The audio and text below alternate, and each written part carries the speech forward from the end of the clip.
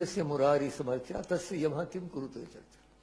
और गीता स्वयं कहती है स्वल्पमप्यस्य धर्मस्य त्रायते महतो भयात्। इस धर्म का थोड़ा सा भी अंश आपको बहुत बड़े भय से बचाता है। अब वो क्या कारण है कि गीता इतनी लोकप्रिय है?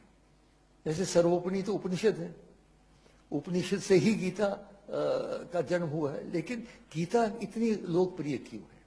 मुझे 4 कारण दिखते हैं मोदी जी। पहला कारण यह है कि गीता संघर्ष का शास्त्र है और आज हम लोग संघर्ष की परिस्थिति में हैं। हम उपनिषद का बिल्कुल वातावरण अलग था, बैठे हुए आराम से हिमालय की किसी पर्वत चोटी पे आश्रम में, लेकिन गीता में तो वहां युद्ध शुरू हो रहा है, शंख बज चुके हैं, पक्षपात तैयार हो रहे हैं उसके बीच में। तो ये याद रखा जाए कि कुरुक्षेत्र केवल हरियाणा में एक स्थान नहीं है, हम सब के अंदर कुरुक्षेत्र है। हमारे अंदर ही दैविक और आसुरिक शक्तियों का युद्ध हो रहा है, इसलिए हम लोग संघर्ष में, और आजकल विशेषकर संघर्ष में परिस्थिति में है, इसलिए ये हमें बहुत आकर्षित करता है, पहला कारण। दूसरा कारण ये है कि भगवत गीता के गुरु का विलक्षण स्वरूप, हर एक उपनिषद के गुरु हैं, आप जानते हैं, याज्ञवल्क्य हैं, जनक हैं, अंगिरस इत्यादि हैं, लेकिन यहां तो भगवान श्री कृष्ण स्वयं है। कस्तूरी तिलकम ललाट फलके वक्षस्थले कौस्तुभम नासाग्रे नवमौक्तिकम करतले वेनुम करे कंगनम सर्वांगे हरिचंदनम च कलयन कंठे च मुक्तावलीम गोप स्त्री परिवेष्टितो विजयते गोपाल चूड़ा। जहां कृष्ण स्वयं गुरु हो उसका तो आकर्षण होना ही है, बड़ा मुश्किल। तीसरी बात मोदी जी, जो गीता में गुरु और शिष्य का एक अद्भुत संबंध है वो मैंने और कहीं नहीं देखा। जब विराट स्वरूप दर्शन हो जाता है, अर्जुन प्रणाम करते हैं, तस्मात् प्रणम्य प्रणिधाय कायम प्रसादयाम, तो हम ईशमीड, मैं साष्टांग करता हूं। किस प्रकार का व्यवहार मांगते हैं? पितेव पुत्रस्य सखेव सख्यु प्रिया प्रिया ऋषिदेव। देखिए कैसी अद्भुत बात है, पिता पुत्र का प्यार, सखा मित्र का प्यार और प्रिय प्रियतम का प्यार, तीनों का सम्मिश्रण जो है वो संबंध है कृष्ण और अर्जुन का। ये और किसी शास्त्र में हमने ऐसा नहीं देखा। ये भी एक कारण है कि हृदय स्पर्श करती है हमें, क्योंकि वो कहीं ऊपर से ऑर्डर नहीं दे रहे हैं, हमारे साथ बैठे हैं, हमारे साथ रथ में बैठे हैं मित्र की रूप से। और चौथी बात यह है सार्वजनिक व्यवहारिक। गीता किसी एक वर्ग, किसी एक वर्ण, किसी एक धर्म, किसी एक देश तक सीमित नहीं। ईश्वर सर्वभूतानां हृदयेषु तिष्ठति, हर एक प्राणी के अंदर भगवान का निवास है। ये हमारे वेदांत का मंत्र है, ऋग्वेद का बहुत हमारे संस्कृति का मूल मंत्र है। एकम सत विप्रहा बहुधा वदंती, सताई एक है, उसे कहने के अलग अलग मार्ग है। इसलिए गीता में हर एक जगह, इस सारी दुनिया में जब जाता हूं मैं, तो गीता जो लोग, केवल हिंदू नहीं, दूसरे धर्म के लोग भी गीता को पढ़ते हैं बड़े रुचि से। ये 4 कारण मैं मानता हूं मोदी कि गीता इतनी लोकप्रिय है। अब गीता का संदेश क्या है, उसमें भी 4 मुद्दे संक्षेप में रखता हूं। पहला तो वो कर्मों की हमें व्याख्या करता है। गहनो कर्मणो गति, कर्मों की गति बड़ी कठिन है, हर एक के सामने कठिन है। आपको कितने निर्णय करने पड़ते हैं। अब प्रधानमंत्री हो कि साधारण व्यक्ति हो, अपने जीवन में रोज कोई ना कोई नया हमें करना पड़ता है निर्णय। तो निर्णय का उन्होंने डूज और डोंट नहीं किया, जैसे कुछ लोगों ने कहा ये करो ये नहीं करो, नहीं। उन्होंने एक आंतरिक मंत्र दे दिया। क्या कहा उन्होंने? यत प्रवृत्तिर्भूतानां येन सर्वमिदं ततं स्वकर्मणा तमभ्यर्थ सिद्धिं विन्दति मानव। जो ईशावास्यमुदं इदं सर्वम, जो सारे ब्रह्मांड में व्याप्त शक्ति है, उसको यदि हम अपने कर्म से उसकी पूजा करते हैं तब हम सिद्धि की ओर जाएंगे। उसका अर्थ ये निकला कि जो भी हमारे इष्ट हैं, मैं भगवान शंकर का भक्त हूं, यत यत कर्म करोमि तत् तत् अखिलम शंभो तबारा।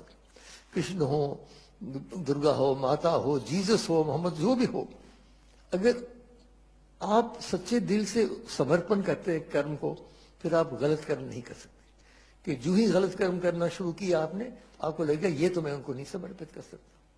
तो ये उन्होंने मंत्र दे रखा है कर्म का। दूसरी बात, उन्होंने एक संयुक्त योग की बात की है। हमारे संस्कृति में आप तो जानते हैं 4 प्रमुख योग हैं, ज्ञान योग है, भक्ति योग है, कर्म योग है, राजयोग है। अलग अलग इनके शास्त्र भी है, लेकिन गीता में 700 श्लोक के अंदर चारों योग की उन्होंने व्याख्या की है।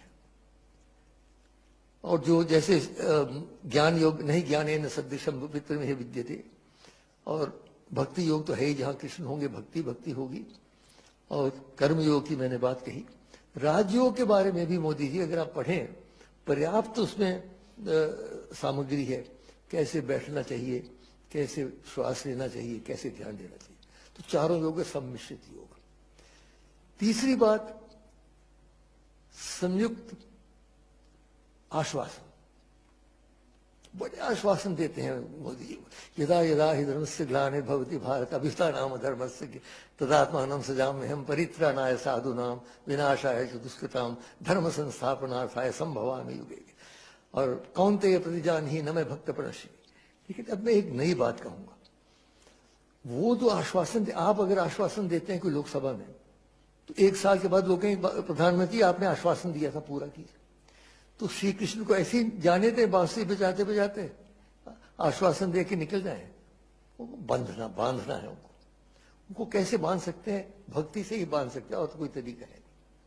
और एक और बात मैं कहूं, मोदी जी शायद पहली बार आपने सुना हो, अगर हमें भगवान की आवश्यकता है तो भगवान को भी हमारी आवश्यकता है, याद रखिए।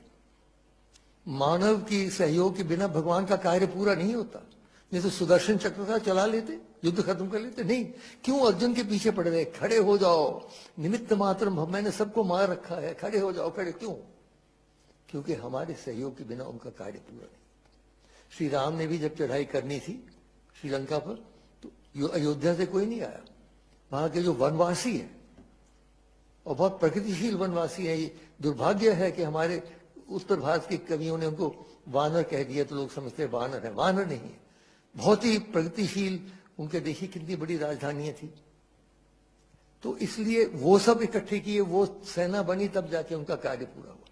तो इसलिए हमें भगवान को बांधना है, जो आश्वासन ने किए कि नहीं तो ये ना हो जाए कहीं मोदी जी कि हमने माना कि तगाफुल ना करोगे, लेकिन खाक हो जाएंगे हम तुमको खबर होने तक। वो आश्वासन देके जो चले गए बांसुरी बजाते बजाते, तो हम सब यहीं रह गए। और चौथी और अंतिम बात मैं कह रहा हूं, संयुक्त समर्पण। अंत में जब सारी गीता समाप्त हो जाती है, गीता तो प्रश्नोत्तरी है, आप जानते हैं, उपनिषद भी प्रश्नोत्तरी, हमारी संस्कृति ही प्रश्नोत्तरी की संस्कृति है। तो गीता में जो अंत में सब समाप्त हो जाता है, तो भगवान एक अपना श्लोक बोलते हैं। क्या कहते हैं? सर्व धर्मान परित्यज्य माम एकम शरणम व्रज अहम त्वा सर्व पापेभ्यो मोक्षयिष्यामि। सब धर्म क्या? धार्यते इति धर्म, जो धारण करता है।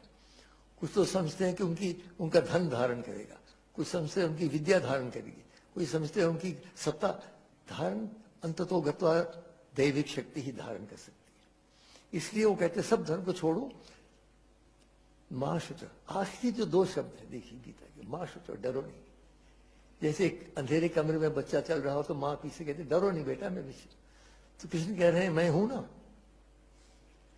इसलिए अंत में मैं श्री कृष्ण के प्रति ही एक श्लोक अर्पित करता हूं, जिसमें हम कह रहे हैं, उनको प्रार्थना कर रहे हैं कि हे भगवान, आप कृपा करके आज ही हमारी चेतना को अपने कृपा में ले लीजिए। अंतिम समय जब आएगा, न जाने बोल पाएंगे, कहाँ होंगे, आईसीयू में होंगे, कहाँ होंगे, इसलिए विलंब न करें। कृष्णत्वदीय पद पंकज पंजरांते अद्येव में विशितु मानस राजहंस प्राण प्रयाण समये कफवाति पित्तैः कंठावरोधन विधौ स्मरणं कुतस्ते। इन शब्दों के साथ मैं पुनः आपका धन्यवाद करते हुए प्रार्थना करता हूं कि आप कार्यक्रम को